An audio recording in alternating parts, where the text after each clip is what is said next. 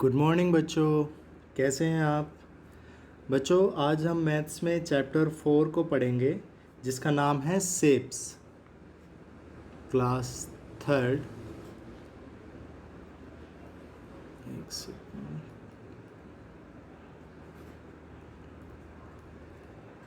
Class third chapter 4 नाम है shapes.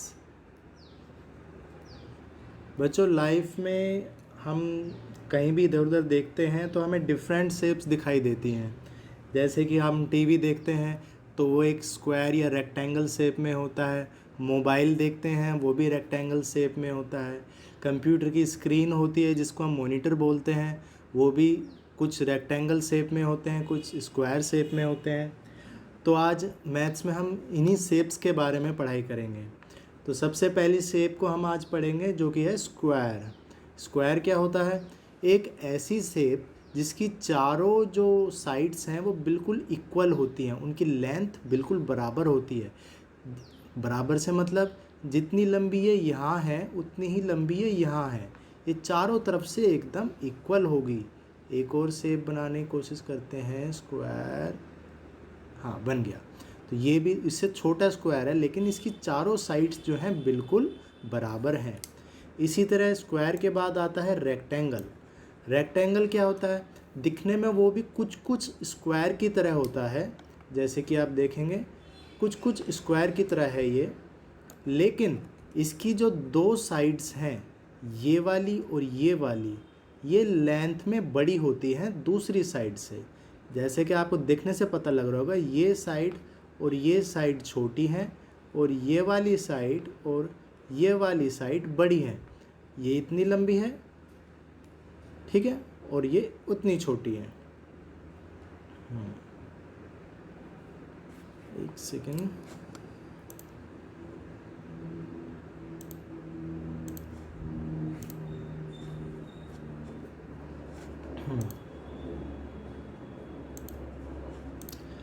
तो ये हमारा रेक्टेंगल है। रेक्टेंगल की दो साइड्स बिल्कुल बराबर होती हैं और दो साइड्स दूसरी साइड से लंबी होती हैं। ये दोनों बराबर हैं, ये दोनों बराबर हैं, लेकिन लेंथ वाइज ये अलग होती हैं। तीसरी शेप जो हम देखेंगे वो होती है सर्कल। सर्कल क्या होती है? बिल्कुल गोल। कैसी होती है? बिल्कुल गोल होती है शेप में, राउंड। ये क्या होता है? सर्कल। ठीक है। सर्कल और सर्कुलर आपने बहुत सारी चीज़ें देखी होंगी, जैसे कि क्रिकेट की बॉल हो गई, टेनिस की बॉल हो गई, है ना, फुटबॉल हो गई, बल्ब हो गया। जो दूर से दिखने में क्या होता है? सर्कुलर। जो चीज़ भी राउंड होंगी वे क्या होती हैं? सर्कुलर। ठीक है। सर्कुलर के बाद आता है अब हमारा स्ट्रेट लाइन। क्या आएगा? Straight line. स्ट्रेट लाइन क्या होती है? वो एक ऐसी लाइन होती है जो बिल्कुल सीधी होती है, ठीक, और वो दोनों तरफ से, चाहे तो इधर से या फिर इधर से, ये बढ़ाई जा सकती है। इतनी भी लंबी की जा सकती है इस साइड से और इतनी भी लंबी की जा सकती है। तो वो क्या होती है? Straight line. स्ट्रेट लाइन फिर से मैं बताता हूँ। मान लीजिए एक लाइन है जिसमें दो पॉइंट है, एक पॉइंट P और एक पॉइंट Q। अब ये जो लाइन है पॉइंट P से और पॉइंट Q से इधर को भी इंक्रीज़ हो सकती है और इधर को भी इंक्रीज़ हो सकती है। ठीक है। तीसरी लाइन के फिर कई पार्ट्स होते हैं। एक हमने स्ट्रेट लाइन जैसे अभी पढ़ा, दूसरा होता है लाइन सेगमेंट। क्या होता है? Line segment. लाइन सेगमेंट क्या होता है? ये बिल्कुल एक स्ट्रेट लाइन तो होती है लेकिन ये फिक्स हो जाती है। यहाँ पर भी फिक्स हो गई, यहाँ पर भी फिक्स हो गई। अब ना ये इधर को बढ़ेगी ना इधर को। ये पॉइंट A और पॉइंट B पे फिक्स हो गई। इसकी दो पॉइंट हो गए, पॉइंट A और पॉइंट B, ये यहाँ पर फिक्स हो गए। ये लंबाई या ना तो इसको छोटा किया जा सकता ना इसको बड़ा किया जा सकता। लाइन का एक और तीसरा पार्ट है जिसको बोलते हैं रे। क्या बोलते हैं? रे। रे क्या होती है? मान लीजिए मैंने यहाँ पे एक पॉइंट रखा और लाइन को सीधा खींचना शुरू कर दिया। अब मैंने इधर को लंबा खींचा इसको, लेकिन ये पीछे को तो नहीं खींचा, तो ये पॉइंट इसका फिक्स हो गया, पॉइंट P। लेकिन मैं इसको इधर को कितना भी लंबा कर सकता हूँ पॉइंट Q की तरफ। तो जिधर को भी लाइन को हम लेंथ में बड़ा कर सकते हैं, वहाँ पे एक ऐसे एरो बना देते हैं, जैसा कि आप स्क्रीन पे देख रहे होंगे। इस एरो का मतलब है इस लाइन को इस डायरेक्शन में लंबा किया जा सकता है, ठीक है। ये लेकिन इस पॉइंट पे जहाँ पे पॉइंट फिक्स है, डॉट आ गया, यहाँ पे इसको इस तरफ को इंक्रीज़ नहीं किया जा सकता। इसको सिर्फ एक डायरेक्शन में इंक्रीज़ किया जा सकता है, वो है Q डायरेक्शन में, ठीक है। तो वो क्या होती है, रे। नेक्स्ट लाइन है हमारी इंटरसेक्टिंग लाइन। कौन सी लाइन है, इंटरसेक्टिंग लाइंस। इंटरसेक्टिंग लाइंस क्या होती है, जब दो लाइंस आपस में एक दूसरे को काटती हैं, जब दो लाइन आपस में एक दूसरे को काटती हैं तो वे होती हैं इंटरसेक्टिंग लाइन। जैसे कि एक लाइन मैंने ये खींची, एक लाइन मैंने ये खींची। अब इन दोनों लाइंस ने आपस में एक दूसरे को यहाँ पर काटा, यहाँ पर काट दिया एक दूसरे को, तो ये जो पॉइंट बना जहाँ पर ये दोनों इंटरसेक्ट करी, ये कहलाता है इंटरसेक्टिंग पॉइंट। इंटरसेक्टिंग पॉइंट, ठीक है। ये एक मेरी लाइन सेगमेंट ये है, एक ये है, तो इधर को भी लंबाई इंक्रीज़ कर सकते हैं, इधर को भी लंबाई इंक्रीज़ कर सकते हैं, और जहाँ पर ये आपस में कट कर रही हैं वो कहलाता है हमारा इंटरसेक्टिंग पॉइंट। तो इसी के ऊपर आपका ये चैप्टर है, ठीक है। अब इसमें आपके क्वेश्चन नंबर 1 में कुछ क्वेश्चन है, ये आप खुद ट्राई कीजिएगा। जैसे कि मैं बता रहा हूँ, करना आपको खुद है, ठीक है। क्वेश्चन नंबर 1 है, स्क्वायर हैज़ डैश साइड्स। पूछ रहा है स्क्वायर की कितनी साइड्स होती हैं। देखो यहाँ पर गिन के, जैसे स्क्वायर है कितनी साइड्स हैं, 1 2 3 4। तो स्क्वायर की कितनी साइड्स होती हैं, 4 साइड्स। ये जो लंबाई में होती हैं, एक सेकेंड, ये वाला जो पोर्शन है ये, और ये जो लेंथ में होता है, जिनसे मिलकर स्क्वायर बनता है, इनको क्या बोलते हैं, साइड्स। क्या होती हैं ये, साइड्स। और ये जो कॉर्नर होता है, जैसे एक कॉर्नर ये, एक कॉर्नर ये, एक कॉर्नर ये, एक कॉर्नर ये, तो ये कॉर्नर क्या होते हैं, वर्टिसेस। VERTICES, वर्टिसेस, ठीक। सेकंड पूछ रहा है, square has dash vertices. Square की कितनी वर्टिसेस होती हैं, आप खुद बताइए।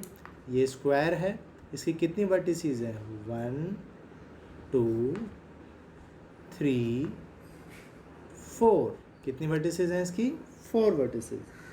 सर्कल, सर्कल की 3 में पूछ रहा है, सर्कल हैज़ डैश साइड्स। कितनी साइड्स हैं सर्कल की, क्या कोई सर्कल की साइड्स नज़र आ रही हैं, नहीं। ये तो अपने आप में एक राउंड फिगर है, सर्कल की कोई भी साइड नहीं होती है, ठीक।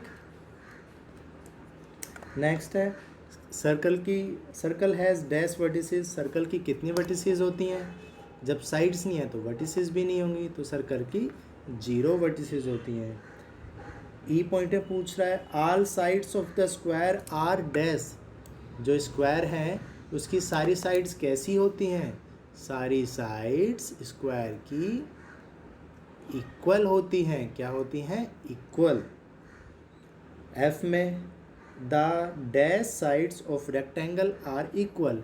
एक रेक्टेंगल की कितनी साइड्स इक्वल होती हैं, अभी मैंने बताया था कितनी साइड्स इक्वल होती हैं रेक्टेंगल की, ये बन नहीं पाया।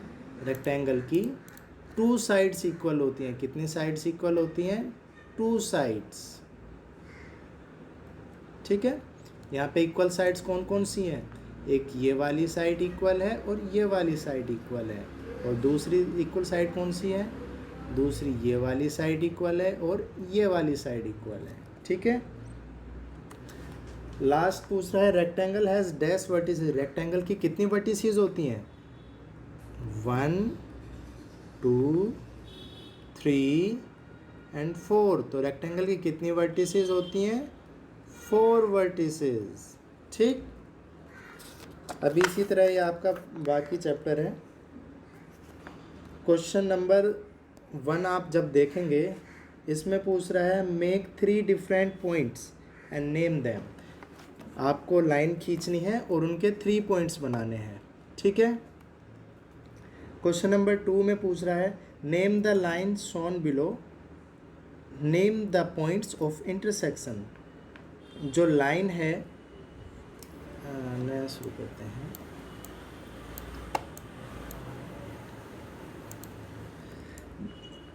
इनका पॉइंट ऑफ इंटरसेक्शन बताना है। जैसे कि सेकंड वाला लिया है मैंने, PSRT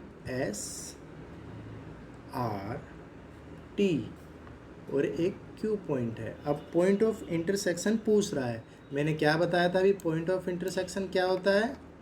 जहाँ पे दो लाइनें आपस में कट करती हैं। कहाँ पे करती हैं ये बताया था मैंने। पॉइंट ऑफ इंटरसेक्शन क्या है? ये पॉइंट ऑफ इंटरसेक्शन जहाँ पे दो लाइंस आपस में कट करती हैं। तो इस वाले में PSRT का पॉइंट ऑफ इंटरसेक्शन क्या हुआ? इनका पॉइंट ऑफ इंटरसेक्शन हुआ Q। ठीक, इसी तरह आप पहला आप खुद कीजिएगा। अब थर्ड है name the line segment in each of these figures. आपको ए बताना है क्या फिगर है, ये वाली कौन सी फिगर है, और बी पूछ रहा है ये वाली कौन सी फिगर है। इसका तो आपको अच्छे से पता लग गया होगा कि ये वाली कौन सी फिगर है, ये है स्क्वायर, एंड ये वाली कौन सी फिगर है, ये है ट्राइंगल। ठीक है। क्वेश्चन नंबर 4 है। 4 में देखते हैं क्या है। ए पूछ रहा है रे हैज़ डैश एंड्स। रे में कितने एंड होते हैं? अभी देखते हैं रे में कितने एंड होते हैं। मैंने अभी बताया था, पढ़ाया था आपको। रे में एक डायरेक्शन में तो इधर को ये कितनी भी इंक्रीज हो सकती है ना, इस साइड में इंक्रीज हो सकती है, लेकिन ये एक एंड पॉइंट है। क्या है ये? And point. तो रे में कितने एंड पॉइंट होता है? रे में 1 एंड पॉइंट होता है। ठीक। बी में पूछा है line has dash end point. एक लाइन में कितने एंड पॉइंट होते हैं? लाइन क्या बताया था मैंने? एक स्ट्रेट लाइन होती है जो इस डायरेक्शन में भी बढ़ सकती है, इस डायरेक्शन में भी बढ़ सकती है। तो इसके कितने एंड पॉइंट होते हैं? 0। ठीक। सी देखते हैं। सी कह रहा है a line segment has dash end point. Line segment के कितने एंड पॉइंट्स होते हैं? आप खुद देखिए। लाइन सेगमेंट मैंने पढ़ाया था, ये रहा लाइन सेगमेंट।